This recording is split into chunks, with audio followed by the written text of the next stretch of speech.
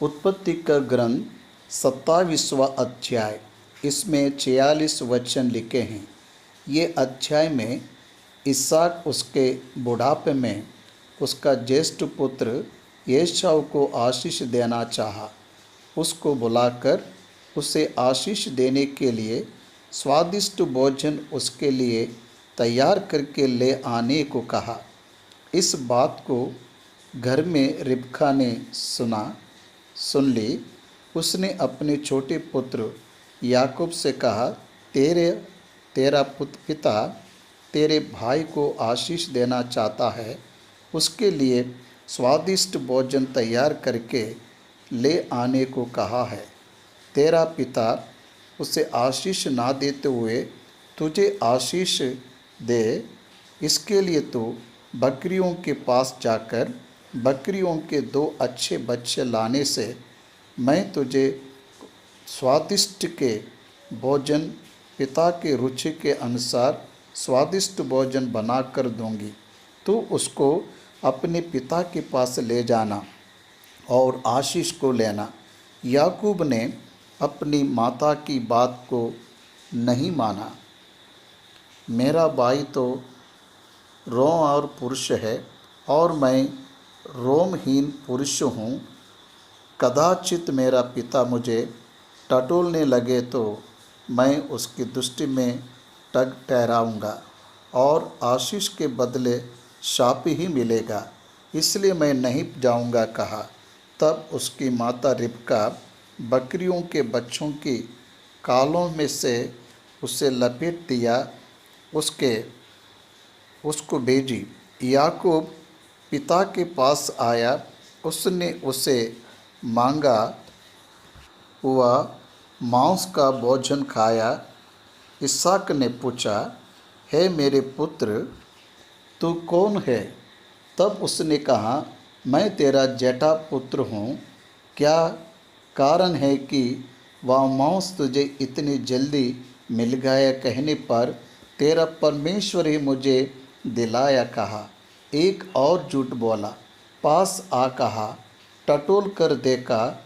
इसहाक ने हाथ में रोआर देखा, वो भ्रम में आ गया, धोखा खा गया, सब आशीषों को उसे दे दिया। उसे लेकर याकूब वहाँ से चला गया। उसके जाने के तुरंत बाद एसाव उसके पास आया। पिता, उठ और भोजन खा और मुझे आशीष दे कहा। इसहाक डर गया, मैं अभी भोजन किया हूँ, तुझसे पहले मेरे लिए आहार को लाया और आशीष को चुरा कर ले गया। ये बात उसको बता दिया। यह सुनकर एसाव बिलक बिलक कर रोने लगा। एक भी आशीष नहीं है क्या? पूछने पर आशीष के बदले में उसको लाभ रहित बातें बताया। वो कितना रोया, फिर भी उसे आशीष नहीं मिला। एसाव ने उसका भाई उसे दूसरी बार धोखा दिया, यह सोचकर उसे मारने का इंतजार कर रहा है। रिबका इसहाक से कह रही, हित्ती के पुत्रियों के कारण वह दुखी है, इसलिए उसका शत्रु याकूब हारान में लाबान के घर जाकर वहाँ से पत्नी को ले आए, ऐसा आदेश दीजिए। ऐसे इसहाक को बताए। इस तरह से 27वां अध्याय में ये इतिहास दिखाई देता है। अब हम पहले वचन से ध्यान करेंगे। ये बहुत ही अच्छे संदेश को देने वाला अध्याय है। देखिए पहला वचन, जब इसहाक बूढ़ा हो गया और उसकी आंखें ऐसी धुंधली पड़ गई कि उसको सूझता ना था, तब उसने अपने जेठे पुत्र एसाव को बुलाकर कहा, हे मेरे पुत्र। उसने कहा, क्या आज्ञा? उसने कहा, मैं तो बूढ़ा हो गया हूँ और नहीं जानता कि मेरी मृत्यु का दिन कब होगा, इसलिए अब तो अपना तरकश और धनुष आदि हथियार को लेकर मैदान में जा और मेरे लिए आहार कर ले आ, तब मेरी रुचि के अनुसार स्वादिष्ट भोजन बनाकर मेरे पास ले आना कि मैं उसे खाकर मरने से पहले तुझे जी भर के आशीर्वाद दूँ। तब एसाव आहार करने को मैदान में गया। जब इसहाक एसाव से ये बात कह रहा था, तब रिबका सुन रही थी। मैं 5 वचनों को पढ़ा हूँ। ये 5 वचनों में रहने वाले भाव को थोड़ा मैं समझाऊँगा। इसहाक बूढ़ा हो गया। इसहाक 180 वर्ष जीवित रहा। वह 40 वर्ष में विवाह किया। विवाह होने के 20 वर्ष के बाद संतान हुए, मतलब 60 वर्ष की आयु में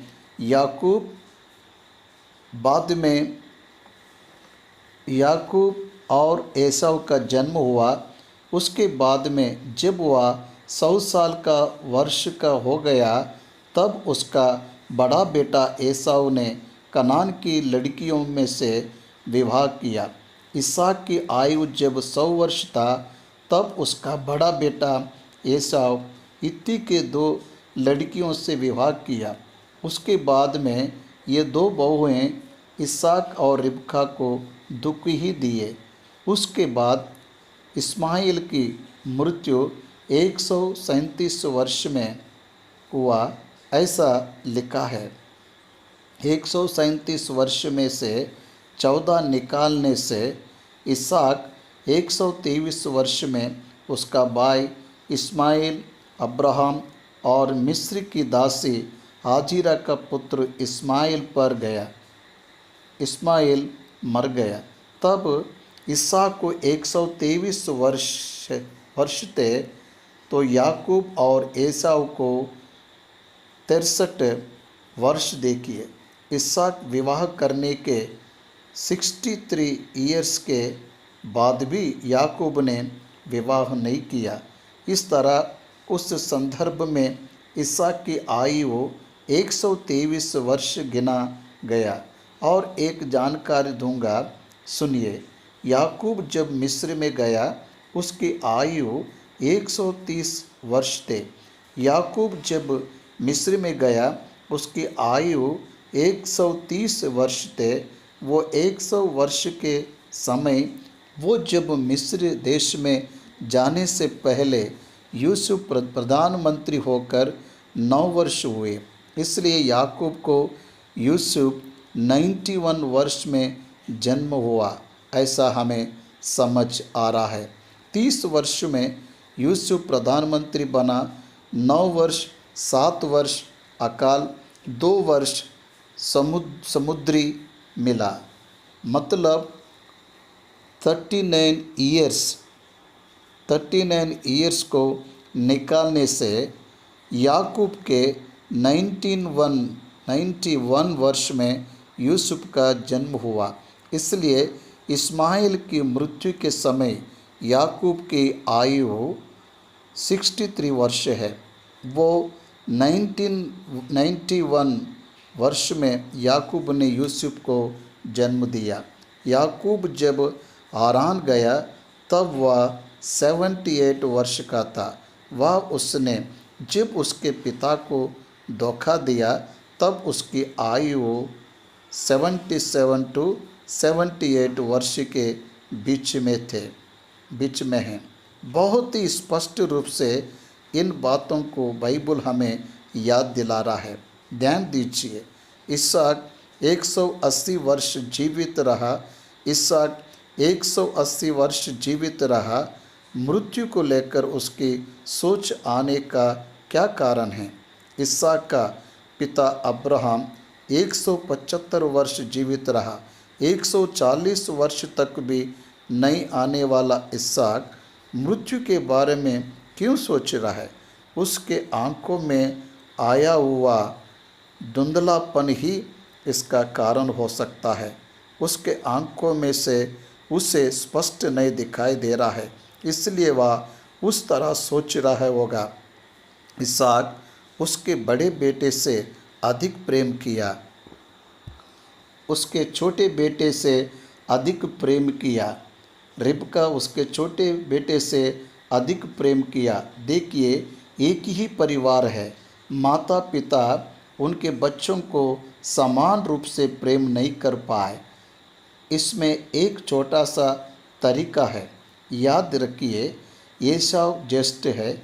इसहाक आशीष को देने के लिए ज्येष्ठ को ही बुलाया। रिबका याकूब को तैयार कर रही है।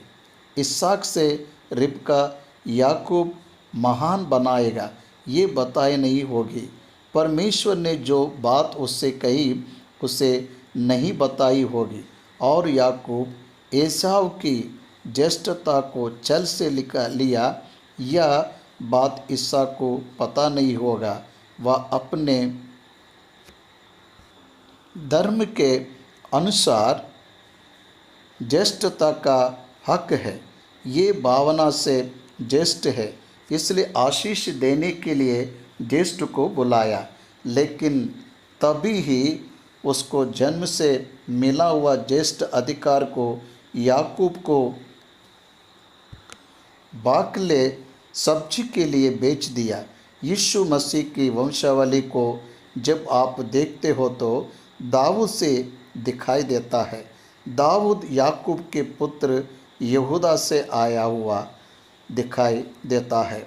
मतलब वंशावली में याकूब का नाम आया, ज्येष्ठता के कारण याकूब का नाम आया। ज्येष्ठता को उसने चुरा के ले लिया है, लेकिन एसाव ने ज्येष्ठता को खाने और पाने के लिए तिरस्कार किया। तिरस्कार करने के कारण वह ज्येष्ठता के अधिकार को खो दिया। इब्रानियों की पत्री 12वां अध्याय 16-17 वचन में इसहाक के बारे में व्यभिचारी, अधर्मी, आंसू बहाकर खोजने पर भी मन फिराव का अवसर नहीं मिला, ऐसे पौलुस कह रहा है। इसहाक बूढ़ा हो गया, आंखें धुंधली हो गई, इसलिए एसाव को आशीष देना चाहा। एसाव से अधिक प्रेम किया, क्योंकि एसाव उसे स्वादिष्ट भोजन देता था, समय समय पर भोजन बनाकर ले आता था, उसके कारण उससे प्रेम किया। उसके बाद उसके दोनों पत्नियां रिबका को दुख दिए, इसलिए रिबका एसाव को आशीष देने के लिए पसंद नहीं कर रही है। वह अगर आशीष को पाकर ज्येष्ठ होकर परिवार का बड़ा होगा तो उसका बुढ़ापा दुर्बल हो जाएगा। इस डर से वह याकूब को बुलाकर उसे प्रोत्साहित कर रही है। वह याकूब से प्रेम की ज़्यादा छोटे बेटे से प्रेम की, इसलिए छोटे बेटे के द्वारा उसके पति को धोखा देने के लिए तैयार हो रही। इसलिए ये परिवार को आप देखो, एक में को धोखा देना, एक में को एक्सप्लॉइट करना, एक में से झूठ बोलना, ऐसा परिवार में होने लगा। इसहाक भलाई के अनुभव को रखने वाला व्यक्ति है। मेरे मोरे पर्वत के ऊपर बलि के लिए ले जाने वाला महान इतिहास इसहाक के जीवन में है। बीज बोकर 100% आशीषों को पाने का इतिहास इसहाक के जीवन में है। उसके साथ दुख को दूर करने का, उसके दुख को दूर करने का आध्यात्मिक स्थिति सहायक के जीवन में है। फिर इसके परिवार में के लिए पत्नी पुत्र का उपयोग करना, ये सब बातें देखने से ये परिवार में कमी लग रही है। सांसारिक लोगों के तरह इन्होंने भी व्यवहार किया है, ये कहने में कोई संदेह नहीं है। इसके बाद मेरी मृत्यु के पहले मैं स्वादिष्ट भोजन को खाना चाहता हूँ, उसके बाद मैं उसे खाकर तुझे आशीष दूंगा। वह भोजन ले आया, ऐसे कह रहा है। यहाँ इसहाक भोजन का प्रेमी लग रहा है। आशीष देने और भोजन का क्या संबंध है? आशीष देने के लिए भोजन खाना चाहिए क्या? ज़रूरत नहीं है। इसहाक मांस की अपेक्षा में है, ये हमें समझ में आ रहा है। अब 6वें वचन से हम पढ़ेंगे। इसलिए रिबका ने अपने पुत्र याकूब से कहा, सुन, मैंने तेरे पिता को तेरे भाई एसाव से ये कहते हुए सुना है, तू मेरे लिए आहार करके उसका स्वादिष्ट भोजन बना कि मैं उसे खाकर तुझे यहोवा के आगे मरने से पहले आशीर्वाद दूँ।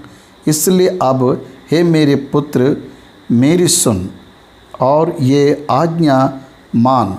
रिबका याकूब को जो संदेश दे रही उसे देखो। मेरी बात सुन, मेरी आज्ञा मान, मैं जो आज्ञा दूँ उसे कर, कह रही है।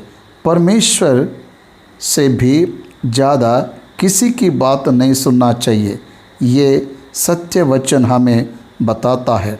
पिता को धोखा देने के लिए समझाते हुए उससे कह रही है, ये मेरी आज्ञा है, उसे मान। परमेश्वर ने अब्राम से मेरी आज्ञा मान कहा। इसहाक से परमेश्वर ने मेरी आज्ञा मान कहा है। यहाँ याकूब से माता कह रही है, तू मेरी आज्ञा मान। देखिए कितना अंतर है। धर्म, सत्य और कड़ाई का पालन कर कहने वाली माता वही आध्यात्मिक रूप से विफल होकर उसके पुत्र को विफलता में ले जा रही है। ये विचार करने वाली बात है। 7वें वचन में उसके मृत्यु के पहले स्वादिष्ट भोजन लेकर आ, खाकर आशीष दूंगा कहा। मैंने सुनी। रहस्य से सुनना, दोनों बात करते समय तीसरा व्यक्ति रहस्य में सुनना, रहस्य से सुनने के लिए कान देना, ये परिवार में होना सही नहीं है। ओपन रहना चाहिए। रहस्य में एक में को ना बताते हुए परिवार में मेकअप कर रही है, उस तरह की कल्चर की वृद्धि कर रही है। ये सही बात नहीं है। तो बकरियों के पास जाकर बकरियों के 2 अच्छे बच्चे ले आ और मैं तेरे पिता के लिए उसकी रुचि के अनुसार उनके मांस का स्वादिष्ट भोजन बनाऊंगी तेरे पिता के मरने से पहले। देखिए यह वह भी यही बात कह रही है। तब तो आपको अपने पिता के पास ले जाना कि वह उसे खाकर मरने से पहले तुझे आशीष दे। रिबका और इसहाक दोनों भी इसहाक के मृत्यु पर एक कॉन्फिडेंस को रखे। मौत कब होगा उन्हें क्या पता, परमेश्वर को ही पता है। मनुष्य की मृत्यु कब होगी ये परमेश्वर के अलावा कोई नहीं जानता। वो व्यक्ति को नहीं पता, उसकी पत्नी को नहीं पता, अगर वह महिला है तो पति को नहीं पता, बच्चों को भी नहीं पता। फिर क्यों वह तेरे पिता के मृत्यु से पहले ये काम कर बोलते हुए जल्दीबाज कर रही है। वो कोई बीमारी में भी रह सकता, बुढ़ा के कारण भी वे लोग उस भावना में आ गए होंगे। याकूब ने अपनी माता रिबका से कहा, सुन, मेरा भाई एसाव तो रोमर पुरुष है और मैं रोमहीन पुरुष हूँ। कदाचित मेरा पिता मुझे टटोलने लगे तो मैं उसके दृष्टि में टग ठहराऊँगा और आशीष के बदले शाप ही कमाऊँगा। उसकी माता ने उससे कहा, हे मेरे पुत्र, शाप तुझ पर नहीं मुझ पर पड़े। तू केवल मेरी सुन और जाकर वे बच्चे मेरे पास ले आ। रिबका एसाव की पत्नियों के द्वारा कितनी वेदना को पाई होगी, लेकिन याकूब से कह रही, अगर तेरा पिता श्राप देगा तो बेटा वह मुझ पर पड़ेगा। तेरे ऊपर ना आते हुए मेरे ऊपर आना चाहिए, ऐसा कहते हुए उसे तैयार कर रही है। ध्यान दीजिए, परिवार में शांति नहीं रहने से, परिवार में एक में को प्रति द्वेष, परिवार में एक में के प्रति भेदभाव को रखने से ऐसी परिस्थिति ही परिवार में देखने को मिलेगा। इस पर उसके बेटे से कही बात सुनिए, फिर भी बेटा वह श्राप मुझ पर ही पड़े, तुझ तो जाना ही है, ऐसा बताइए। 14वां वचन। तब याकूब जाकर उनको अपनी माता के पास ले आया और माता ने उसके पिता की रुचि के अनुसार स्वादिष्ट भोजन बना दिया। तब रिबका ने अपने पहलौठे पुत्र एसाव के सुंदर वस्त्र जो उसके पास घर में से लेकर अपने छोटे पुत्र याकूब को पहना दिए और बकरियों के बच्चों के कालों को उसके हाथों में और उसके चिकने गले में लपेट दिया और स्वादिष्ट भोजन और अपनी बनाई हुई रोटी भी अपने पुत्र याकूब के हाथों में दे दी। तब वह अपने पिता के पास गया और कहा, हे मेरे पिता। उसने कहा, क्या बात है, हे मेरे पुत्र, तू कौन है? क्योंकि घर में 2 पुत्र रहते हैं, इसलिए इसहाक पूछ रहे, मेरे पुत्र तू कौन है?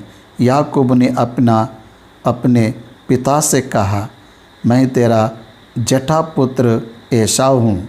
मैंने तेरी आज्ञा के अनुसार किया है, इसलिए उठ और बैठकर मेरे आहार के मांस में से खा कि तू जी से मुझे आशीर्वाद दे। झूठ बोलना प्रारंभ किया। तू कौन है? ये पूछने पर तुरंत तेरा जठा पुत्र ऐसा हूँ कहा। दूसरा, मुझे तूने बताया कहा। ये दूसरा झूठ है।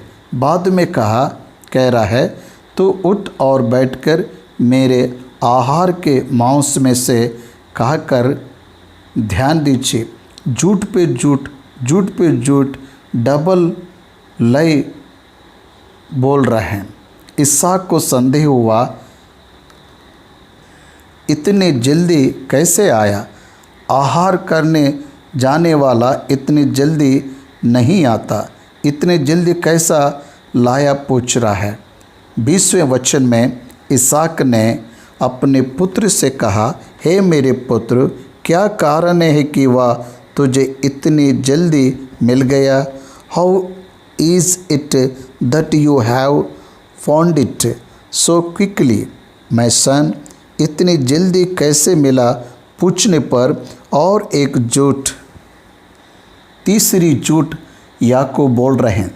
तेरे परमेश्वर यहोवा ने उसको मेरे सामने कर दिया। ध्यान दे रहे हो क्या?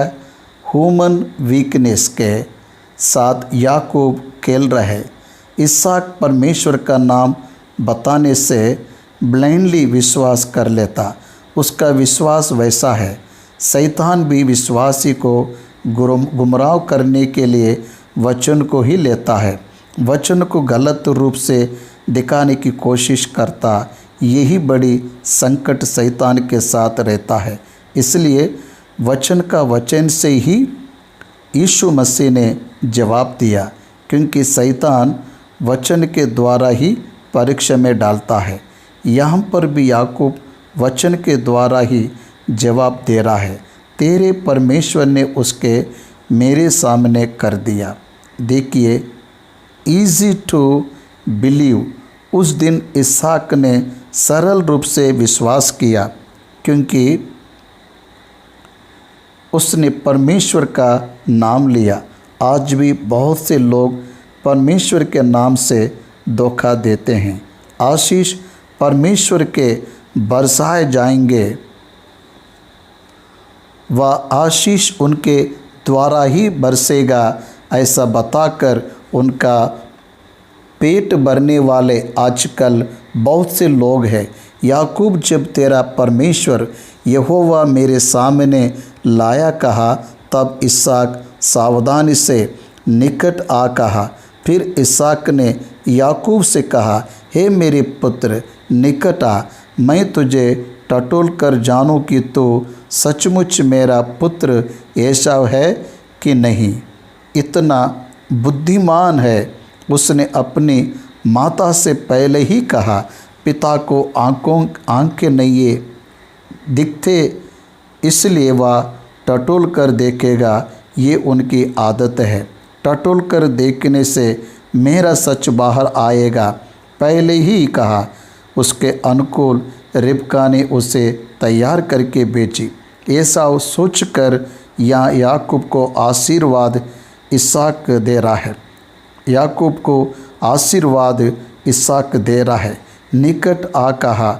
याकूब निकट आ गया। उसने टटोल कर देखा, बोला तो याकूब से, हे,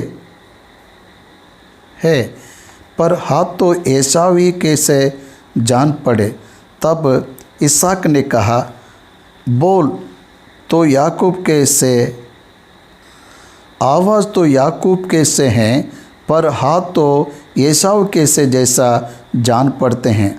आधा पहचान लिया, आधा उसने नहीं पहचाना। आवाज़ से पहचान लिया, पर हाथ के रोंवार से नहीं पहचान पाया। आज बहुत से मसीह लोग हाफ ट्रूथ ऑफ लाइफ के आधार पर जीवन जी रहा है, इसलिए वे लोग गिर गए। वचन के परिपूर्ण सच्चाई को जाने बिना शरीर की इच्छा के लिए बहुत से लोग भाग रहे हैं। बोल याकूब का लग रहा है, हाथ एसाव का लग रहा है, तो और दो प्रश्नों को पूछकर टटोल सकता था। इसहाक ने परीक्षा नहीं लिया, उसे आशीष दे रहा है। देखेंगे कैसे? और उसने उसको नहीं पहचाना, क्योंकि उसके हाथ उसके भाई के से रोंवार थे, अतः उसने उसको आशीर्वाद दिया।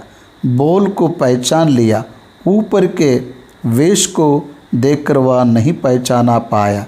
उसने पूछा, क्या सचमुच तो मेरा पुत्र एसाव है?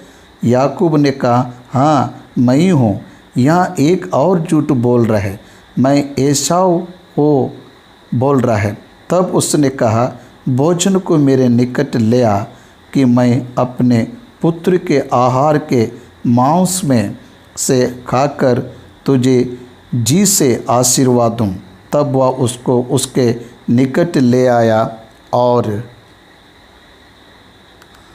उसने खाया, और वह उसके पास दाखमधु भी पी लिया और उसने पिया। इसहाक भोजन का प्रेमी है, अच्छे से भोजन किया, दाखमधु पिया। तब उसके पिता इसहाक ने उससे कहा है, हे मेरे पुत्र, निकट आकर मुझे चूम। उसने निकट जाकर उसको चूमा। देखिए, यीशु मसीह प्रभु को यहूदा ने पकड़वाने के लिए चूमा, धोखा देने के लिए चूमा। यहाँ पर भी याकूब अपने पिता इसहाक को झूठ बोलकर धोखा देते हुए चूमा। उसने निकट जाकर उसको चूमा और उसने उसके वस्त्रों के सुगंध को पाया। रिबका बुद्धिमान है, इसलिए वस्त्रों के सुगंध को देख रहा है। एसाव अच्छा सेंट लगाने वाला होगा। कुछ लोगों को ब्रांडेड सेंट लगाने की आदत रहती है। एक एक ब्रांड को एक एक व्यक्ति उसे ही लगाते हैं। उसी तरह एसाव भी श्रेष्ठ इत्र को लगाता होगा। इसहाक उसके वस्त्रों के सुगंध को पाकर और ज़्यादा धोखा खाया। रिबका ने याकूब को एसाव के वस्त्र पहनाई, इसलिए ये तुरंत धोखा खाया और आशीष दे रहा, क्या आशीष दे रहा है। देखिए, देख मेरे पुत्र की सुगंध जो ऐसे खेत की सी है जिस पर यहोवा ने आशीष दी हो। परमेश्वर तुझे आकाश से ओस और भूमि की उत्तम से उत्तम उपज और बहुत सा अनाज और नया दाखमधु दे। राज्य राज्य के लोग तेरे अधीन हो और देश देश के लोग तुझे दंडवत करे। तू अपने भाइयों का स्वामी हो और तेरी माता के पुत्र तुझे दंडवत करे। जो तुझे शाप दे वे आप ही शापित होंगे और जो तुझे आशीर्वाद दे वे आशीष पाए। जैसे ही ये आशीर्वाद इसहाक याकूब को दे चुका और याकूब अपने पिता इसहाक के सामने से निकल ही था कि एसाव आहार को लेकर आ पहुंचा। यहाँ पर इन आशीषों को आप एक बार देखिए, कितने मधुर आशीष है, गंभीर आशीष है। आकाश से ओस और भूमि की उत्तम उपज, ज्येष्ठता में रहने वाली महान आशीष यहाँ पर याकूब ले रहा है। परमेश्वर ही तुझे ये अनुग्रह करेगा कह रहा है। एक बार याकूब का इतिहास आपको पता है तो सोचिए, ये आशीष को वह कब पाया? 20 वर्ष आरान में, पहले के 20 वर्ष लाबान के पास रहा, उसके बाद और 20 वर्ष लाबान के लिए उसने काम किया। जब आरान में वह 40 वर्ष था तब उसकी कमाई को 10 बार बदल गया। उसके साथ राहेल को देने का वाचा बांधकर लिया को दिया। लिया के लिए 7 वर्ष, राहेल के लिए 7 वर्ष, बच्चों के लिए 6 वर्ष, 20 वर्ष वहाँ रहा गया।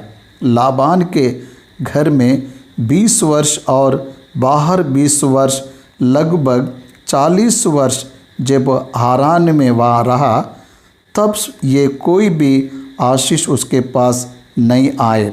इस तरह भूमि की उपज तो उसे नहीं मिला। उसके बाद उसके जीवन को जब आप देखते हैं तो 130 वर्ष में वह मिस्र गया। उसके पहले के 20 वर्ष यूसुफ के लिए दुखी था, अपने देश में अकाल का अनुभव किया, इसलिए ये आशीष पिता ने उसे दिया। लेकिन याकूब के जीवन में उसने इसे अनुभव किया, देखने से इसमें संदेह है। इसलिए आशीष चुराने से नहीं मिलता। मनुष्य के आशीष आशीष नहीं है, परमेश्वर की आशीष ही सच्ची आशीष है। इसलिए जब हम यहाँ देखते हैं तो माता पिता जो आशीष देते उसका जब परमेश्वर सहमत देता है तभी वह आशीष पूरा होता है। परमेश्वर की आशीष ही सच्ची आशीष होती है। इसलिए वह एक रिवाज है, एक आदत ही है और कुछ नहीं है। कोई भी व्यक्ति को परमेश्वरी आशीष देना चाहिए। परमेश्वर की तैयारी में धोखा देने वाला याकूब, उसको इस्राएल में बदलकर उसने उसके वंश में से यीशु मसीह को ले आया। ऐसी योजना को रखा और उसे ही वह पूरा कर रहा है। याकूब अपने जीवन में भक्ति के साथ कम वर्ष रहा, केवल 57 वर्ष ही रहा। याकूब यूसुफ के जन्म होने के बाद महानमय में भक्ति में नहीं था। इस्राएल में बदलने के बाद वह बहुत कम समय जिया। उसके 147 वर्ष में आधा भी नहीं है। इसलिए फिरौन के पास याकूब ने उस तरह से बताया, मेरे जीने के वर्ष अधिक है लेकिन जीवन जीने का वर्ष उतने नहीं है, बहुत ही कम है। मेरे पितरों से बहुत कम मैं जिया हूँ, ऐसा बताया। भाइयों और बहनों, ये आशीष ज्येष्ठ आशीष है। इसमें 29वें वचन में देखिए, राज्य राज्य के लोग तेरे अधीन हो, उसे उसके पुत्र के जीवन में पूरा किया। देश देश के लोग तुझे दंडवत करेंगे, तू अपने भाइयों का स्वामी होगा। तेरी माता के पुत्र तुझे दंडवत करेंगे। जो तुझे श्राप दे वे आप ही श्रापित होंगे, जो तुझे आशीर्वाद दे वे आशीष पाएंगे। साधारण रूप से पिता अपने पुत्र को जो आशीष देता है वह सब आशीषों को देता जा रहा है। इसहाक याकूब को आशीष दे चुका और याकूब निकल गया। तब इसहाक उसी क्षण में अंदर आया।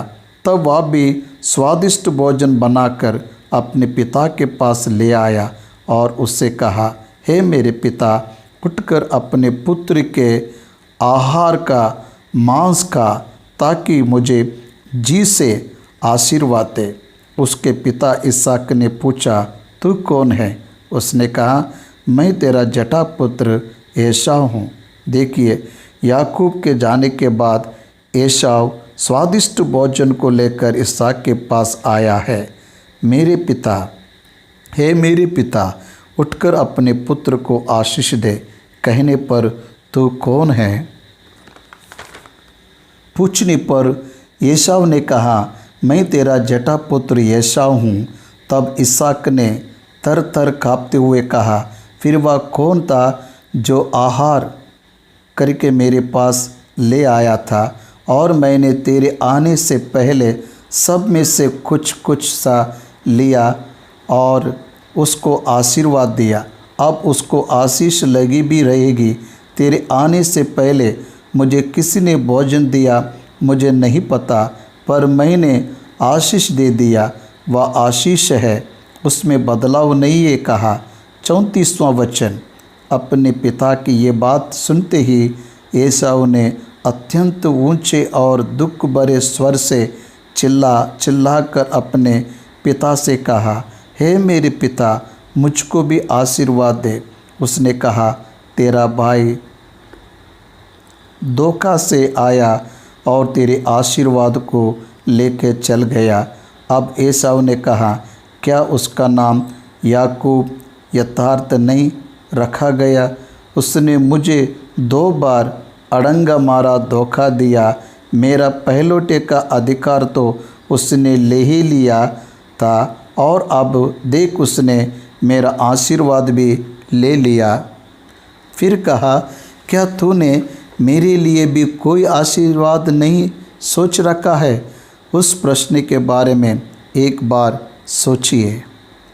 एसाव बाद में आंसू बहाने पर भी एक आशीष नहीं मिला, एक आशीष भी नहीं रखा। पूछने पर एक आशीष भी नहीं रखा। मुझे आशीर्वाद दे पिता कहकर विनती किया, पर उसे एक आशीष भी नहीं मिला। इसहाक ने एसाव को उत्तर देकर कहा, सुन, मैंने उसको तेरा स्वामी ठहराया और उसके सब भाइयों को उसके अधीन कर दिया और अनाज और नया दाखमधु देकर उनको पुष्ट किया है। इसलिए अब हे मेरे पुत्र, मैं तेरे लिए क्या करूं? एसाव ने पिता से कहा, हे मेरे पिता, क्या तेरे मन में एक ही आशीर्वाद है? हे मेरे पिता, मुझको भी आशीर्वाद दे। ये कहकर एसाव फूट फूट के रोया। उसके पिता इसहाक ने उससे कहा, सुन, तेरा निवास उपजाऊ भूमि से दूर हो और ऊपर से आकाश की ओस उस पर ना पड़े। देखिए, आशीष मांगने से शाप मिल रहा है। भाइयों और बहनों, आशीष पाने के लिए पहले अगर आप अपने जीवन को सही नहीं रखेंगे तो परमेश्वर की उपस्थिति में आशीष के स्थान पर आदम के पाप के कारण आए हुए संकट को ही अनुभव करना पड़ेगा। ये निश्चय हमें समझना है। उद्धार ना पाने वालों के जीवन में आदम के पाप के कारण आए हुए परिणामों को भुगतना पड़ेगा। ऐसे वचन हमें स्मरण कराता है। तो अपने तलवार के बल से जीवित रहेगा और अपने भाई के अधीन होगा, पर जब तो स्वाधीन हो जाएगा तब उसके जुए को अपने कंधे पर से तोड़ फेंकेगा। एसाव ने तो याकूब से अपने पिता के दिए हुए आशीर्वाद के कारण भय रखा। एसाव अविश्वासी है। एसाव परमेश्वर के विपरीत सोच को रखने वाला व्यक्ति है। एसाव भ्रष्ट और एसाव व्यभिचारी है, ऐसा वचन हमें बताता है। भय रखा, बह रखकर उसे मारने का सोच रहा है। उसने सोचा, मेरे पिता के अंतकाल का दिन निकट है, फिर मैं अपने भाई याकूब को घात करूँगा। बाइबल ग्रंथ में सबसे पहली मौत को आदम के पुत्र हाबिल ने पाया। किसके हाथों से मारा गया? हाबिल उसके भाई कैन के हाथों से मारा गया। सबसे पहली मौत एक भाई अपने भाई को मारने के कारण हुआ। बैर रखा, घृणा किया, द्वेष रखा। कैन ने हत्या किया। कैन के इतिहास को एसाव जानता था। यहाँ पर भाई को मारने की योजना कर रहा है। परमेश्वर का वचन क्या बता रहा है? द्रोही कहने वाला नरहत्या करने वाले के समान है। ऐसा यीशु मसीह ने पहाड़ पर उपदेश करते समय बताया। इसलिए सोच में और बातों में भी भाई से द्वेष नहीं करना चाहिए, प्रेम करना चाहिए, ऐसा वचन बताता है। लेकिन एसाव अपने भाई याकूब से बैर रखा और उसे मारने के लिए देख रखा। जब रिबका को उसके पहलौठे का पुत्र एसाव की ये बातें बताई गई, तब उसने अपने छोटे पुत्र याकूब को बुलाकर कहा, सुन, तेरा भाई एसाव तुझे घात करने के लिए अपने मन में धीरज रखे हुए हैं। इसलिए अब है मेरे पुत्र, मेरे सुन और हारान को मेरे भाई लाबान के पास भाग जा और थोड़े दिन तक, अर्थात जब तक तेरे भाई का क्रोध ना उतरे तब तक उसी के पास रहना। फिर जब तेरे भाई का क्रोध तुझ पर से उतरे और जो काम तूने उससे किया है उसको वह भूल जाए, तब मैं तुझे वहाँ से बुलवा भेजूँगी। ऐसा क्यों हो कि एक ही दिन में मुझे तुम दोनों से रहित होना पड़े। उसका पति मरने से उसी दिन तेरा भाई तुझे मारने से एक ही में मैं दो लोगों को कैसे कहूँगी? ध्यान दीजिए, इसलिए दोनों को मैं एक दिन नहीं कहूँगी। तू मेरे भाई लाबान के घर हारान में जा, वहाँ से तेरे लौट आने तक तेरे भाई का क्रोध शांत होगा, ऐसा मुझे लग रहा है। ऐसा उसे बता रही है। 40वें वचन में रिबका प्लान कर रही, योजना बना रही, किसी भी तरह याकूब को उसके भाई लाबान के घर में भेजकर वहाँ से एक लड़की से ब्याह करके आए, ऐसा वो योजना कर रही है। वह अपनी बात को अपने पति के द्वारा बोलने लगाई। वही 46वें वचन में दिख रहा है। फिर रिबका ने इसहाक से कहा, हित्ती लड़कियों के कारण मैं अपने प्राण से हीन करती हूँ, इसलिए यदि ऐसी हित्ती लड़कियों में से जैसा इस देश की लड़कियां हैं, याकूब भी एक से कहीं विवाह कर ले तो मेरे जीवन में क्या लाभ होगा? एक प्रश्न उसके सामने रखी। इसहाक उसके प्रश्न पर विचार कर बेटर सोर्स जहाँ है वहाँ भेजेगा। रिबका को यह बात पता है। रिबका बुद्धिमान है। उसके भाई की लड़कियों से विवाह करने वाली बात वह स्वयं ना बताते हुए उसका पति उसे समझे, इस तरह रिबका बात कर रही है। रिबका टू इंटेलिजेंट है, बहुत बुद्धिमान है। इस वचन के पास हम इस अध्याय को समाप्त कर रहे हैं।